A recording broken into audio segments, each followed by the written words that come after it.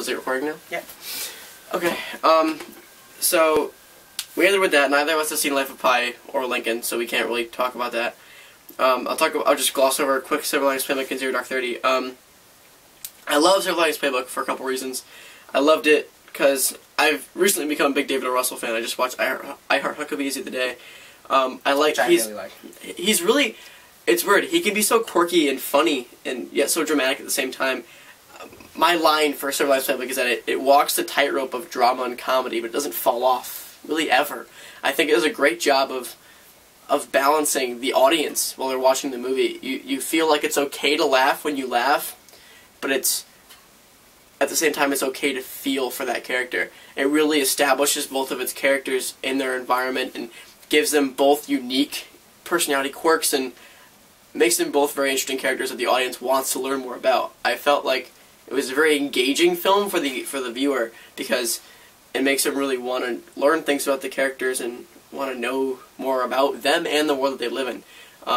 It was the best performance from Bradley Cooper and Jennifer Lawrence collectively that I've seen ever.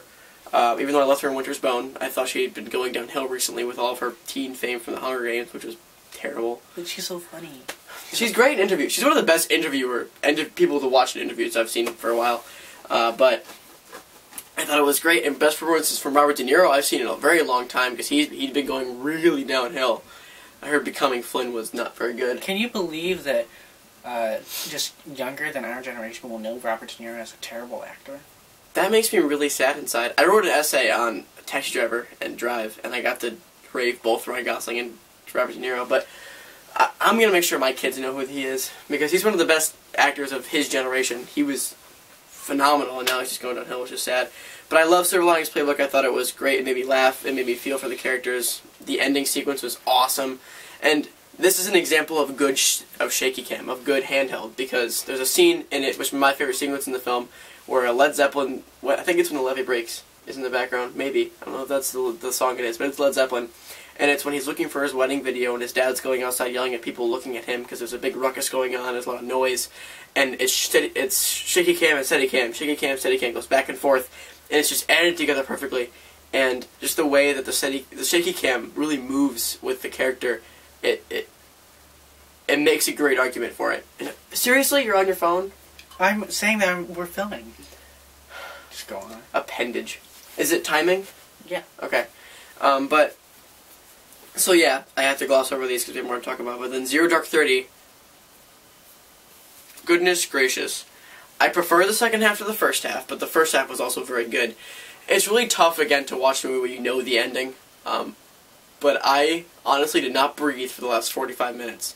The entire time they were storming the plaza is some of the most daring filmmaking I've ever seen, and some of the most realistic, too. It switches back and forth between night vision and regular, visuals, which was a bit jarring at times. I would have either liked to see it fully in one or fully the other, but I like to switch back and forth. It jarred the audience and made them, stand on their seat, and just the violence of it was weird, because it was very real. I've never heard guns sound the way they do in this film. I've heard real guns, and this is the first time in a film that I've actually thought that the theater shook with the gunshot sounds, especially from it's tough for me to talk about it because it was so, it was emotionally jarring when you heard it, because you never really hear guns like that in movies. They're a lot more toned down for entertainment purposes, but this was meant to fuck you up, and that's how it was like for people there. And that movie really, I can't say enough good things about it, and I can't say enough good things about Jessica Chastain either. I mean, how powerfully subdued all of the performances, and then there are certain moments where she just breaks out and goes crazy, and you look forward to those moments because you know there's going to be something special in the film that you can look forward to. And especially when she yells at the director, I was really stunned by her performance. I knew she was a great actress from last year with Take Shelter and a Tree of Life, but she deserves an Oscar for this. Don't forget The Help. I didn't see that, actually. Was it good? No. My mom likes she was the movie. good in it. My mom likes the movie. How was Emma Stone in it? White Savior. True. So yeah, it's tough for me to say bad things about it because I liked it so much. I'm very biased with it. I thought it was a fantastic portrayal of everything that was going on. But it's very morally ambiguous on torture, which I thought was also very interesting. It didn't give a good or bad thing. It didn't say it was outright good, didn't say it was outright bad. It made the audience make a decision for themselves, which was a really great thing, too. And I don't know who the actor was that played the torture guy in the middle. I think his name was Sam, maybe, but he's good. I like him a lot. He talked to them, like, he would call them bro, and, like, he'd, like, do all those things, and then it was tough to watch, but you wanted to, and that's what I thought was so great about it.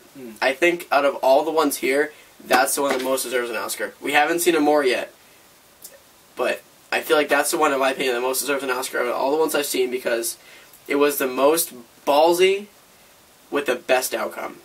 And I love Silver Linings Playbook. I think it should win a bunch of awards as well, but if only one could win, I would say Zero Dark 30. Out of the ones you've seen, what do you think?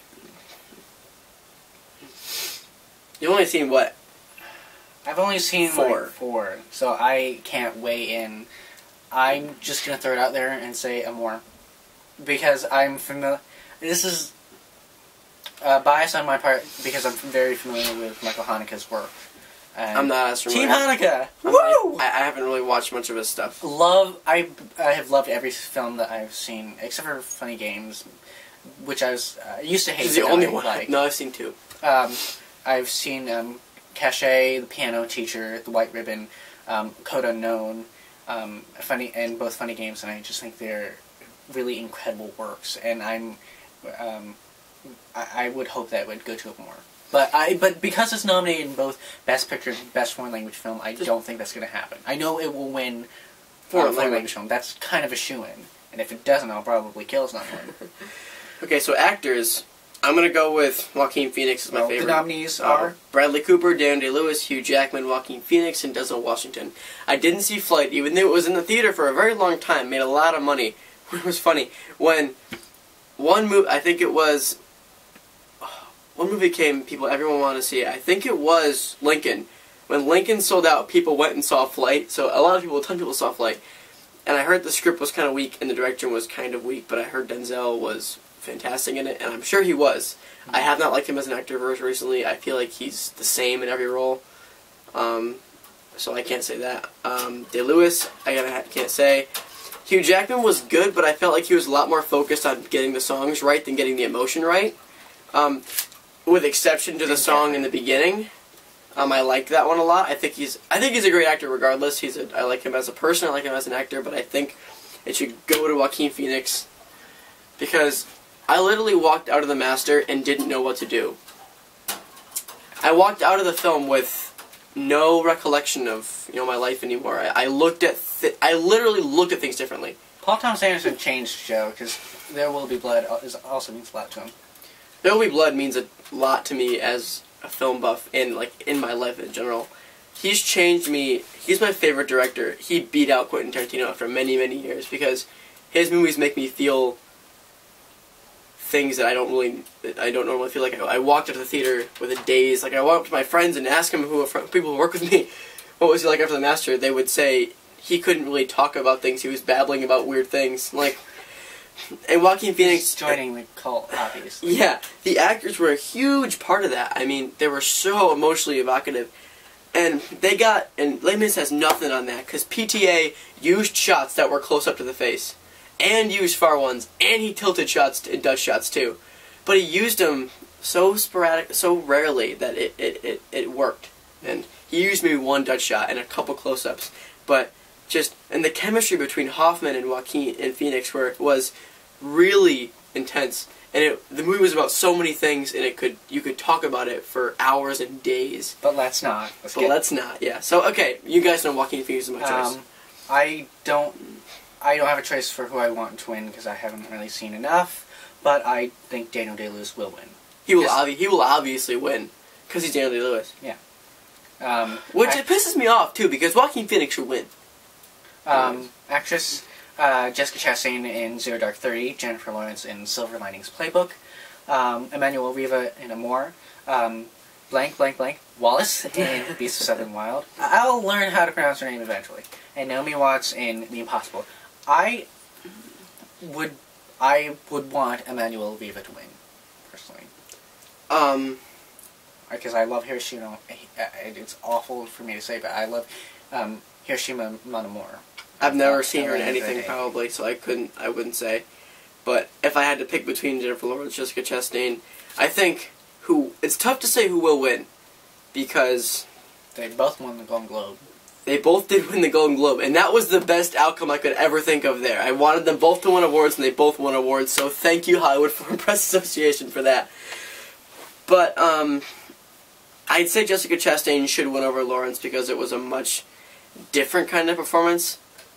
I feel like it was a bit geared towards Oscars, but it didn't feel that way. I've heard Lincoln talked about as in a movie that was geared towards winning Oscars. Mm-hmm.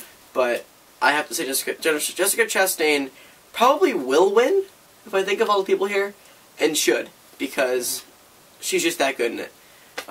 But I do love you, Jennifer Lawrence, and I think you should win a bunch of awards too, but get an Oscar next year.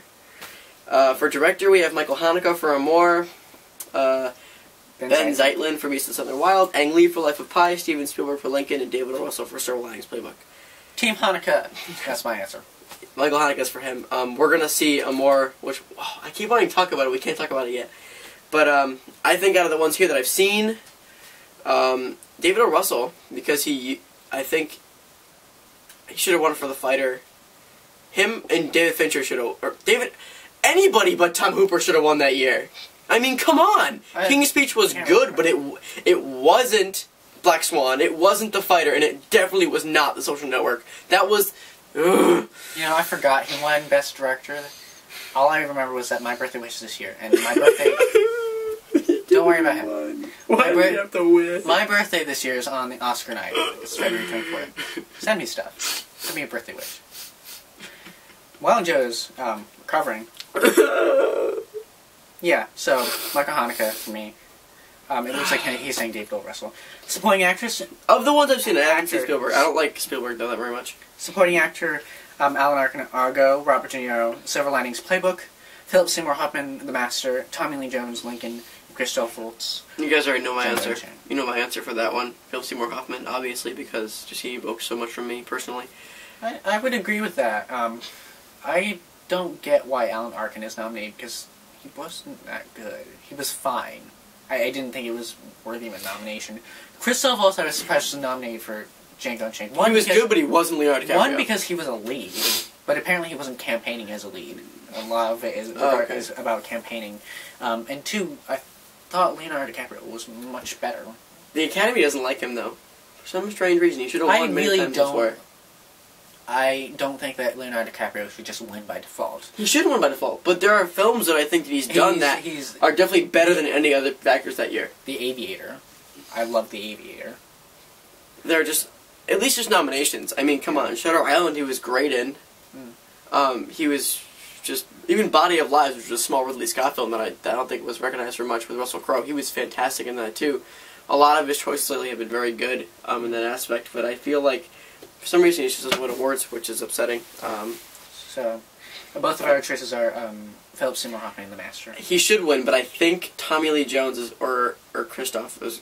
I think De Niro or Tommy Lee Jones are going to win, because De Niro is just Robert De Niro, and then... which he was very good in it. It's his best film in a very long time, but I think Tommy Lee Jones was better. And then what was up with Lee Jones at the Golden Globes? He looked really mad. Oh yeah, Tommy Lee Jones is not amused. If you look at there's this gif of him comparing him not being amused by the shtick Will Ferrell and Kristen Wiig were doing, and which is really funny. Very grumpy cat. Which was very. I thought that shtick was really funny. It was very. It went on too long. It did. It was very long, but it got old very quickly. But I love both of them. He didn't even laugh at the beginning. Whenever they put the camera to him, he was very upset. Okay, Best Supporting Actress, Amy Adams, Sally Field, Anne Hathaway, Helen Hunt, and Jackie Weaver. Yeah. Anne Hathaway is going to and should win. As much as I love Amy Adams, again, she should win because... Just talking to act with a camera that close to your face and to overcome that awful directing, you should win a fucking Oscar. Just talking snubs, Javier Bardem for Skyfall. What? He wouldn't have won, but it would have been nice to be nominated. It would have been the first Oscar nomination for an actor in a Bond film, ever. I mean, come on, that whole...